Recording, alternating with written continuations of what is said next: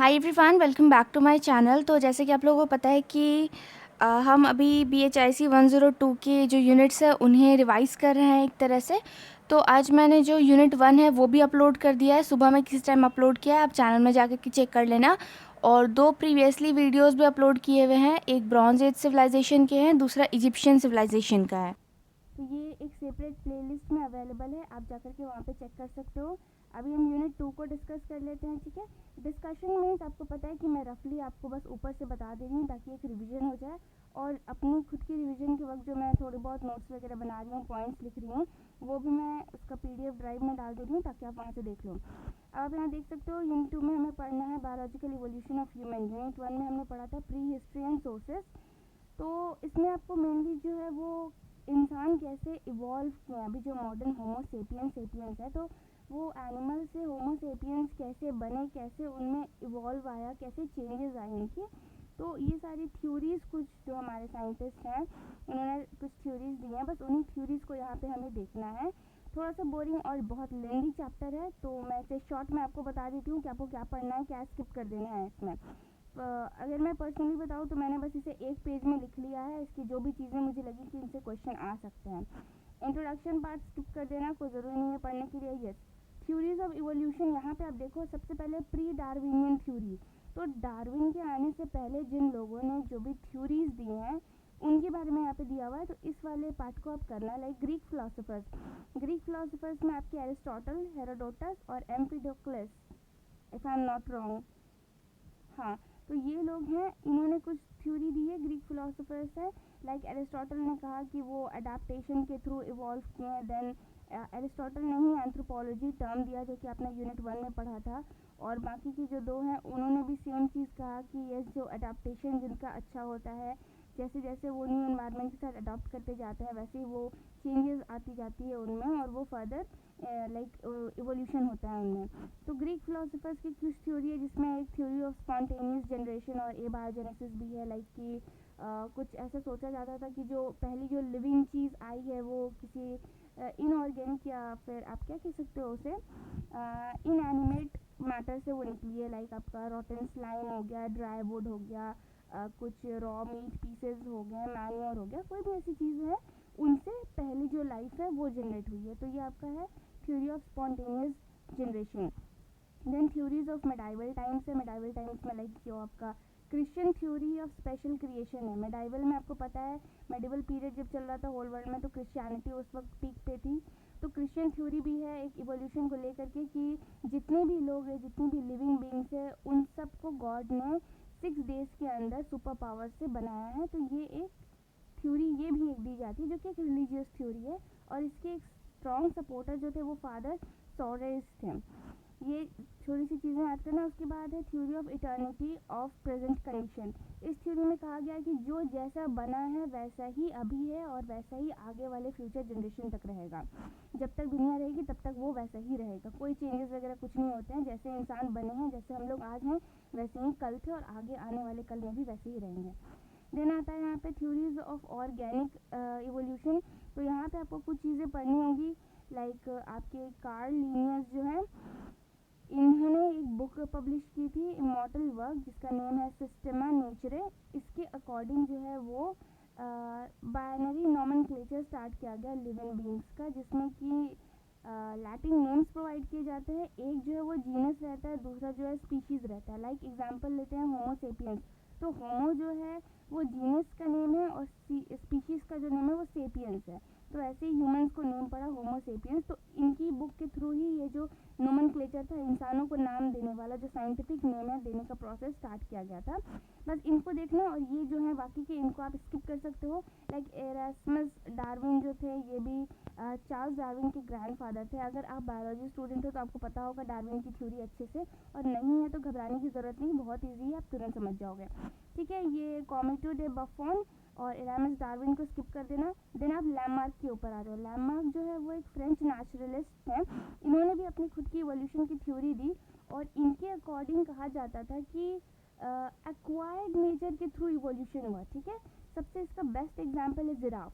तो इनके अकॉर्डिंग ऐसा कहा गया कि जो पहले जिराफ था उसका जो नेक है, उसके जो गला है वो पहले छोटा हुआ करता था, लेकिन वो धीरे धीरे जैसे ही अपने गले को स्ट्रेच करता गया, मतलब पेड़ की ऊंची पत्तियों को खाने के लिए जैसे ही वो अपने गले को स्ट्रेच करता गया, तो वैसे ही धीरे धीरे थोड़ा सा स्ट्रेच किया तो थोड़ा सा बढ़ा।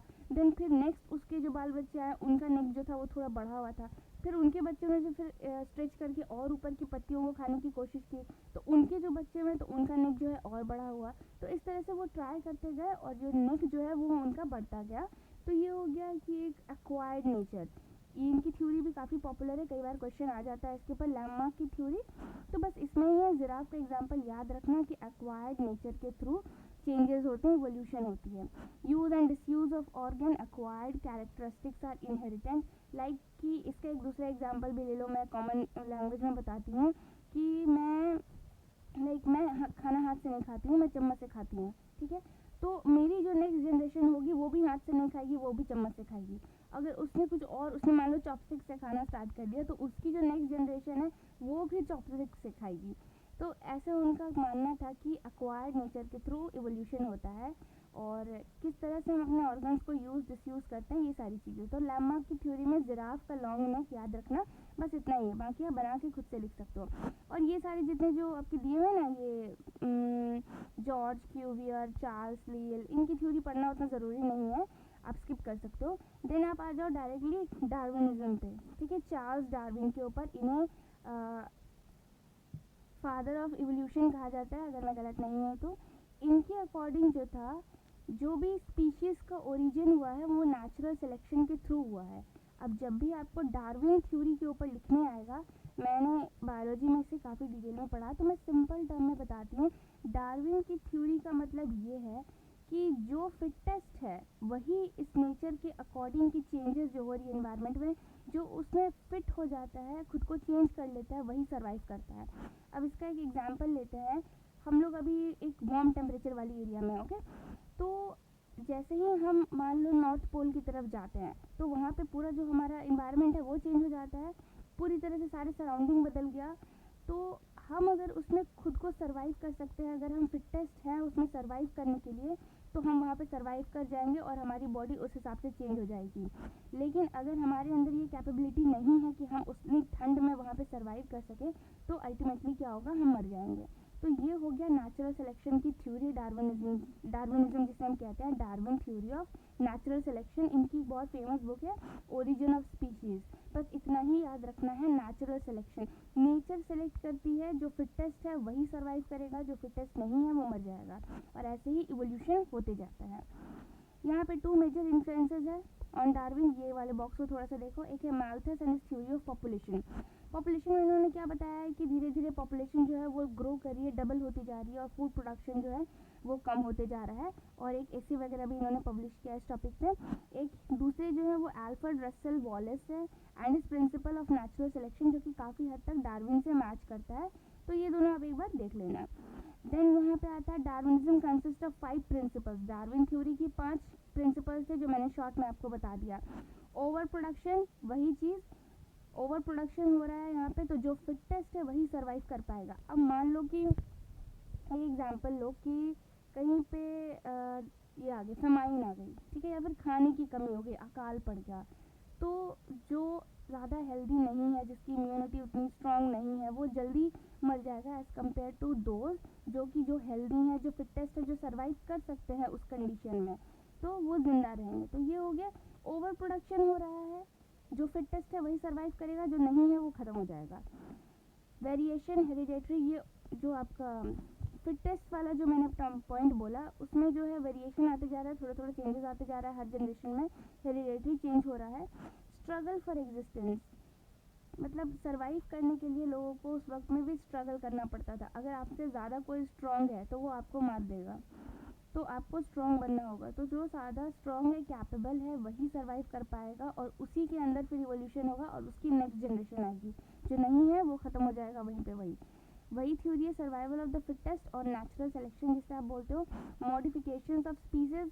हर एक जनरेशन के बाद कुछ चेंजेस आते जा रहे हैं। देखें, यहाँ पे दूसरा है सिंथेटिक थ्योरी ऑफ इवोल्यूशन, जिसमें म्यूटेशन के बारे में कहा गया है, तो ये आप स्किप कर सकते हो, इसे पढ़ने की ज़रूरत नहीं है। एंड देखो यहाँ पे क्वेश्चन दिया है ना, what are the main features of Lamarck theory of evolution. तो एक्वायर्ड कैरेक्टरिस्टिक्स जो है वही है। देन फिर होमोनाइजेशन। होमोनाइजेशन का सिंपल एक लाइन का मतलब समझ लो, group of changes that transform primates to human.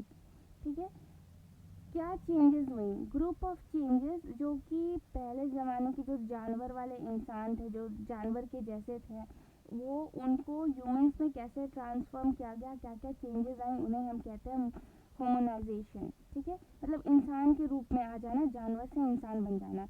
बस यही है, इसमें और कुछ पढ़ने का नहीं है, एक लाइन समझ लेना और बना के आप खुद से लिख सकते हो एग्जाम में। देन बाइपेडलिज्म। बाइपेडलिज्म मतलब आपको पता ही होगा कि पहले लोग जो है वो चारों हाथ पैर पे चलते थे, बिल्कुल जानवर के जैसे, गोरिल्ला वगैरह के जैसे।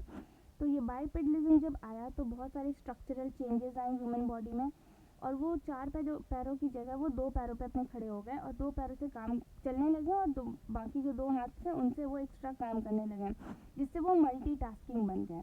तो बाइपेडलिज्म में बस यही याद रखना कि चार पैरों की जगह बाइपेडलिज्म, बाइपेडल मतलब दो पैरों पे चलना शुरू कर दिया उन्होंने, स्केलेटल चेंजेस आया, ढांचे में चेंज आया, सीधे होके वो चलने लगे और मल्टीटास्किंग करने लगे। बस इतना ही याद रखना, बाकी बना के आप लिख देना इन टॉपिक्स को। उसके बाद आता है आपका, ये मैंने बता दिया, बाइपेडलिज्म। एंसेफेलाइजेशन, इसका मतलब ये है enlargement of brain size. Brain कैसे कैसे धीरे धीरे डेवलप हुआ, एक जानवर वाले ब्रेन को कंपेयर करो आप एक जो अभी ह्यूमन है उसके ब्रेन से, तो क्या क्या चेंजेस आए उन्हें हम कहते हैं इस वाले टर्म में एंसेफेलाइजेशन में। तो बस यही याद रखना, चेंज इन ब्रेन साइज। फिर सेक्सुअल डायमॉर्फिज्म, बहुत सारी आपकी जो बॉडी में चेंजेस आ रही थी वो हो रही थी, like reduce broad ridges general robustness of male. तो ये सारी कुछ जो मतलब बॉडी में जो चेंजेस आ रही थी, जानवर से जब आप इंसान बनोगे तो काफ़ी सारी चेंजेस आएंगे आपकी बॉडी में, वही आ गया आपका सेक्सुअल डायमॉर्फिज्म में। अदर फैक्टर्स वगैरह बस यही सारी मतलब साइड की चीज़ें हैं, इनको आप स्किप कर देना, इनको पढ़ने की ज़रूरत नहीं है।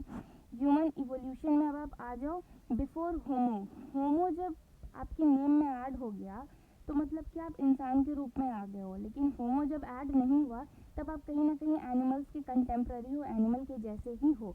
तो यहाँ पे कुछ नेम याद रखना, लाइक पहला नेम है ड्रायोफिटिकस। ड्रायोफिटिकस पॉइंट्स में जो मेरे नोट्स हैं ना उसमें मैंने 3-4 पॉइंट्स लिखे हैं, बस उनको ही याद कर लेना, यहाँ से पढ़ने की ज़रूरत नहीं है।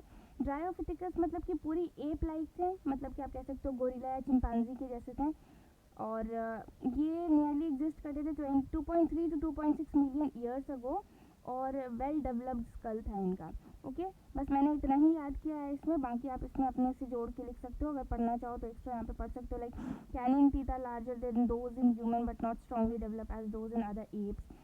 तो ये सारी चीज़ें आप और पॉइंट्स ऐड कर सकते हो, मैं बिल्कुल शॉर्ट में बता रही हूँ। ड्रायोफिटिकस के बाद है रामाफिटिकस। रामाफिटिकस के एविडेंस जो है वो याद रखना, Shivalik hills north west India से मिले हैं। 1.6 to 5.3 मिलियन ईयर्स अगो इनका डेटिंग दिया गया है, और डायरेक्ट एंसेस्टर है ये मॉडर्न ह्यूमंस के। देन आते हैं गिगैंटोफिटिकस, इनकी जो डेटिंग है वो 6 to 9 मिलियन ईयर्स अगो बोली गई है, और ये कहीं ना कहीं गोरिल्ला से भी ज़्यादा बड़े होते थे साइज में, तो इन्हें हम जाइंट एंसेस्टर भी कहते हैं। ठीक है, तो ये नेम याद रखना, जाइंट एंसेस्टर। देन उसके बाद आते हैं ऑस्ट्रेलोफिटिकस। ऑस्ट्रेलोफिटिकस की डेटिंग दी गई है अप्रॉक्सीमेट 2.8 मिलियन ईयर्स अगो, और यहाँ पे इसका एक एग्जाम्पल दिया गया है कि टोंग एक जगह है साउथ अफ्रीका में, वहाँ पर से 5 साल के एक छोटे से बच्चे का स्कल मिला है जिसमें मिल्क टीथ भी उसकी लगी हुई है, ये ऑस्ट्रेलोफिटिकस का वहाँ पे एविडेंस मिला है। तो ये आप लिख सकते हो, इसे टोंग चाइल्ड भी कहा जाता है। ठीक है, और एक फिर अभी फीमेल का भी स्केलेटन मिला है 1974 में, तो इसका नेम दिया गया है लूसी, और डेटिंग इसका है 3.2 मिलियन ईयर्स ओल्ड। तो ऑस्ट्रेलोफिटिकस में ये हो गया। देन अभी लेटेस्ट डिस्कवरी में आप आ जाओ, ये हो गया, ये चारों नेम जो बताया मैंने, ड्रायोफिटिकस, रामाफिटिकस, गिगैंटोफिटिकस, ऑस्ट्रेलोफिटिकस, ये चारों होमो से पहले के हैं। अब जो आप यहाँ पे देखोगे ये होमो है, इवोल्यूशन ऑफ जीनस होमो, यानी कि अब हम धीरे धीरे इंसानी रूप में आ रहे हैं। पहला है आपका होमो हिबिलियस, जो कि जिन्हें हम हैंडी मैन भी कहते हैं, 2.8 मिलियन ईयर्स अगो पहले ही एग्जिस्ट करते थे, और इनका जो ब्रेन साइज था वो काफ़ी लार्ज था। एक्स्ट्रा पढ़ना चाहो कि कहाँ कहाँ पे रहते थे, like Tanzania, east Africa, south and east Africa, और कहाँ कहाँ है, तो अब यहाँ पे देख सकते हो, प्लेसेस का भी नेम याद कर सकते हो, मैं उतना नहीं कर रही हूँ। देन है होमो इरेक्टस, इन्हें इरेक्टस का मतलब होता है सीधा खड़ा होना, ठीक है, अपराइट मैन इन्हें कहा जाता है। तो इनकी जो डेटिंग है 1.9 मिलियन ईयर्स अगो है। फिर यहाँ पे आप इसके एक्स्ट्रा भी फीचर्स देख सकते हो, like brain case was low, forehead was receded, the nose, jaws and palate were wide, brains were smaller, teeth larger than modern humans. तो ये सारी चीज़ें आप ऐड कर सकते हैं। सब स्पीशीज़ काफ़ी सारे हैं, इतने याद करने की ज़रूरत नहीं है। देन है होमोसोलेंसिस, इन्हें स्किप कर सकते हो, नाम बस याद कर लेना, इससे क्वेश्चन नहीं आएगा। डेनिसोवा, होमिनिन्स, इनसे भी क्वेश्चन नहीं आएगा। होमो निएंडरथल्स के बारे में आपको जानना है। निएंडरथल्स आपके जो चैप्टर यूनिट 3 आएगा, इससे नेक्स्ट वाले में, इसमें हमें निएंडरथल्स के बारे में देखना होगा मेसोलिथिक पीरियड में। तो निएंडरथल्स को देख लेना, इसमें भी कुछ ज़्यादा ऐसे खास है नहीं, डेटिंग वगैरह दी गई है 40,000 ईयर्स अगो या 4 लाख ईयर्स अगो, जो भी है ये सारी चीज़ें दी गई हैं। उनके फीचर्स को थोड़ा थोड़ा बताया गया है, तो आप देख सकते हो इनको देखना चाहो तो। देन होमो सेपियंस के बारे में आपको पता ही है, आप आराम से लिख सकते हो। जब एक एनिमल लाइक चलने वाला लिविंग क्रिएचर पूरी तरह से ह्यूमन में चेंज हो गया, होमो सेपियंस बन गया, तो क्या क्या चेंजेस आए। होमो सेपियंस को हम क्रो मैग्नन मैन भी कहते हैं।